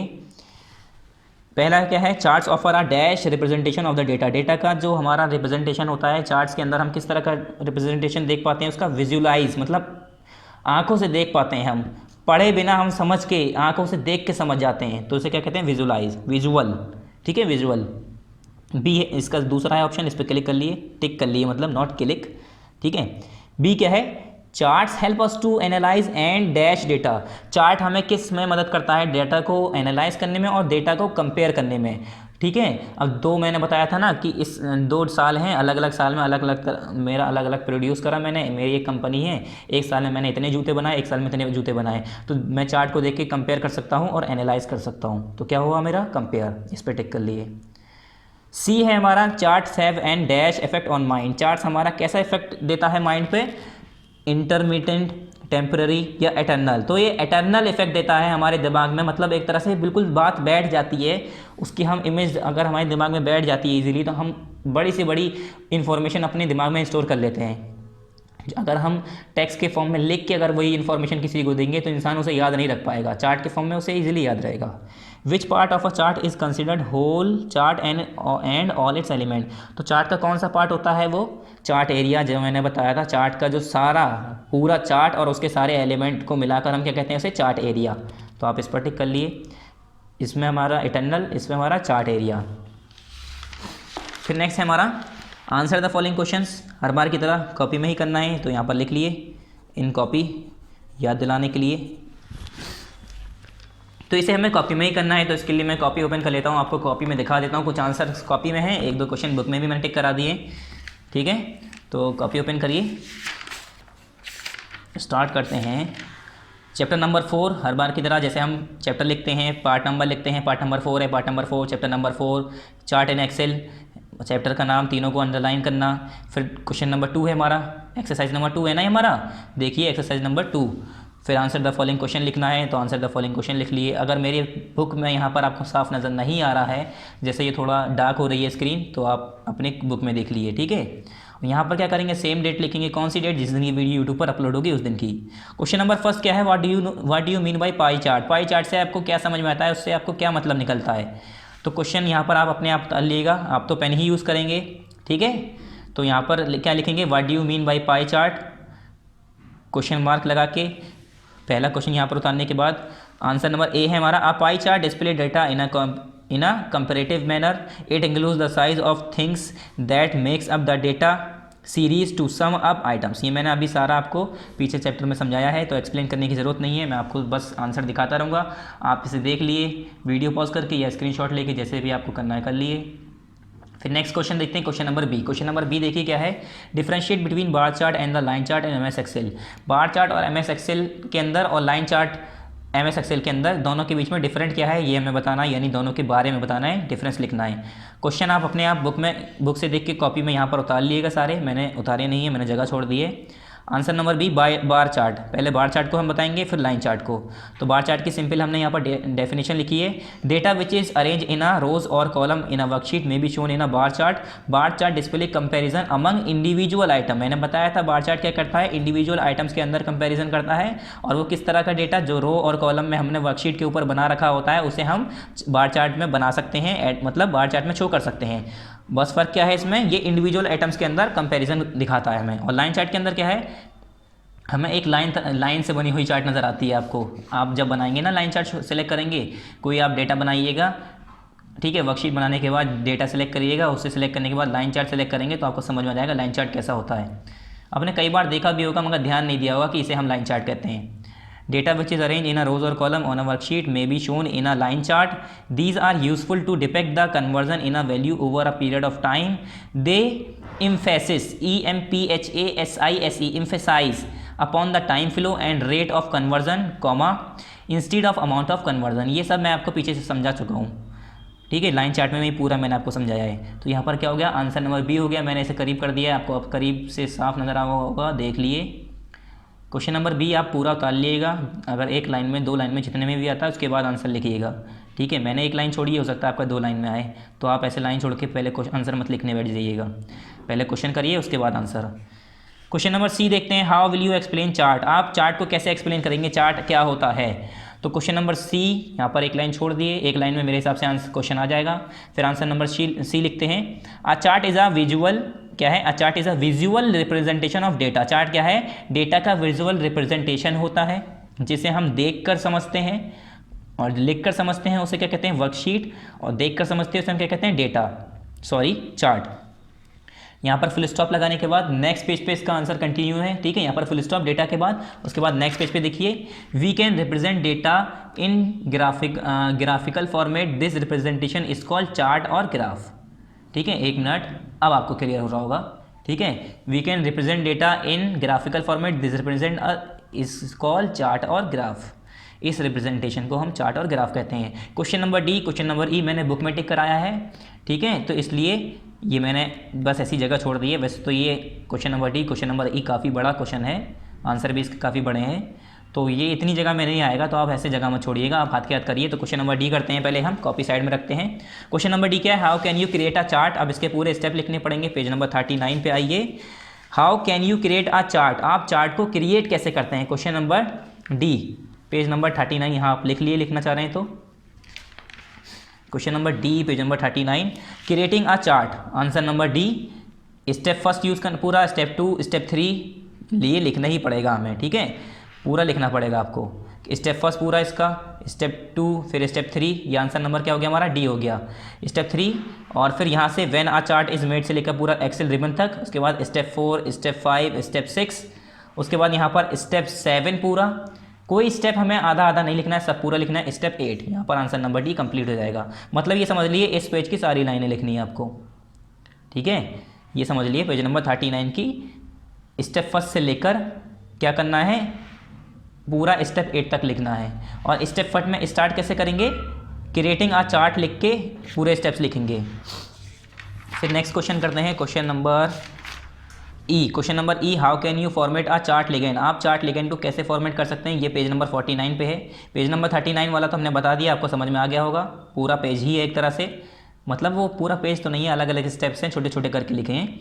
पेज नंबर 49 में क्या 40 पे देखिए आंसर नंबर ई, ठीक है। चार्ट लिगेंड को आप कैसे फॉर्मेट कर सकते हैं, पेज नंबर 40 पे ये छोटा है हमारा आंसर।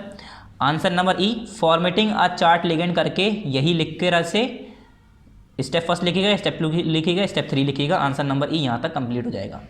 स्टेप 4 और 5 6 नहीं लिखने हैं इसमें, ठीक है। बस आपको 1 2 3 यही 3 स्टेप लिखने हैं पूरे पूरे, ये पूरा फिर ये फिर यहाँ से पूरा यहाँ तक राइट तक, आंसर नंबर ई यहाँ पर कंप्लीट। फिर आते हैं क्वेश्चन नंबर ई के बाद एफ पर, briefly explain the chart given below. अब ये पाई चार्ट, लाइन चार्ट और कॉलम चार्ट, इन तीनों को हमें एक्सप्लेन करना है कि ये क्या होते हैं।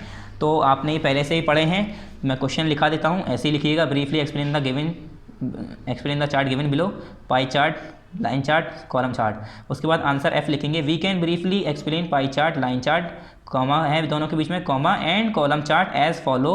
इसके बाद पहला लिखेंगे फर्स्ट पाई चार्ट, फिर इसके बारे में लिखेंगे यहाँ पर, it displays data in a comparative manner, it include size of things that make up data series to sum up items. फिर दूसरे में क्या लिखेंगे, दूसरा हमारा क्या है, 2 लाइन चार्ट, लाइन चार्ट को एक्सप्लेन करेंगे, it displays changing trend in data at equal intervals. फिर it represent data in forms of different lines, ये हमारा फॉर्म है, एस नहीं है यहाँ पर, इसे काट दिए, form of different lines which vary at equal intervals. उसके बाद फिर तीसरा है हमारा column chart, it is use either to display data chart data changes और टू कंपेयर डिफरेंट आइटम्स। ये क्या हो गया हमारा, pie chart, line chart, column chart, तीनों की डेफिनेशन हो गई। यही तो एक्सप्लेन करना था तीनों को, तो हमने ऐसे लिखा है, we can briefly explain pie chart, line chart and column chart as follow, पूरा ऐसे लिख दिया हमने। क्वेश्चन नंबर एफ हो गया हमारा। क्वेश्चन नंबर ई क्या है हमारा, सॉरी जी, write the step to apply, write the step to apply chart style in MS Excel. MS Excel के अंदर हमने बताया था चार्ट स्टाइल कैसे अप्लाई करते हैं, चार्ट स्टाइल कैसे चेंज करते हैं या लगाते हैं। तो क्वेश्चन नंबर जी के लिए मैंने जगह छोड़ दी, आप लिख लीजिएगा। आंसर नंबर जी, step to apply chart style in MS Excel, यहाँ पर फुल स्टॉप, ठीक है। फिर step 1, select your chart by clicking it. Step 2, from the design tab in the chart style group click the drop down button at a list of style come up. Step 3, click the style you like. Step 4, the style is used to your chart. सबसे पहले उस chart को select करना है, फिर list में जाके chart मतलब चार्ट पे क्लिक करना है, select your chart by clicking it. उसके बाद डिज़ाइन टैब में जाके चार्ट स्टाइल ग्रुप को क्लिक करना है, उसकी पूरी लिस्ट खुल के आ जाएगी। जो लिस्ट में जो आपको स्टाइल पसंद आ रहा है उसे सिलेक्ट कर लिए। फिर चौथे स्टेप में क्या होगा, आपका वो स्टाइल आपके चार्ट पर अप्लाई हो चुका होगा, ठीक है। तो यहाँ पर हमारा हाफ ईयरली का क्या हो गया, कोर्स कंप्लीट, आई थिंक नहीं अभी नहीं हुआ। तो चैप्टर नंबर 5 हमारा बाकी रह गया है, ठीक है। हमारा हाफ ईयरली का कोर्स मतलब करीब आ गया है, अब ये कह सकते हैं, नॉट कंप्लीटेड, ठीक है। तो ये हमारा देख लिए। उसके बाद हमारी फिल इन द ब्लैंक्स ऐसे भी देख लिए, the data point in a pie chart are shown in a percentage of a complete pie. ये बस लाइन है, सिंपली वर्ड हटा दिए गए इसमें। Horizontal axis is generally the horizontal axis with categories, ये सारी लाइन आपने पीछे पढ़ी होंगी, ठीक है। The data of spreadsheet denote nexus between number, nexus मतलब मैंने बताया था ना, रिलेशन, नंबर के बीच में संबंध बताता है, ठीक है। यहाँ तो हमारी एक्सरसाइज कंप्लीट हो गई। अब मैं आपको एक बार सिलेबस बता देता हूँ। आज हमने हाफ ईयरली एग्जाम में जो आने वाला है उसमें चैप्टर 3, चैप्टर 4 और चैप्टर 5 में से ये तीनों आएगा, जिसमें से हमने चैप्टर नंबर 3 कर लिया है, चैप्टर नंबर 4 कर लिया है। ये पार्ट 3 में करा था, ये पार्ट 4 में करा था। अब लास्ट रह गया हमारा पार्ट 5, एक्सेल एज डाटाबेस या डेटाबेस, ये हमारा बाकी है। नेक्स्ट टाइम हमारा ये हो जाएगा तो हमारा हाफ ईयरली का कोर्स कंप्लीट हो जाएगा, ठीक है। तो आप इसे जो हमने answer the following question copy में करें इसे भी कर लिएगा और एक्सरसाइज भी बुक में कर लिएगा। तो हमारा यहाँ पर चैप्टर कंप्लीट हो गया। थैंक यू, अस्सलाम वालेकुम।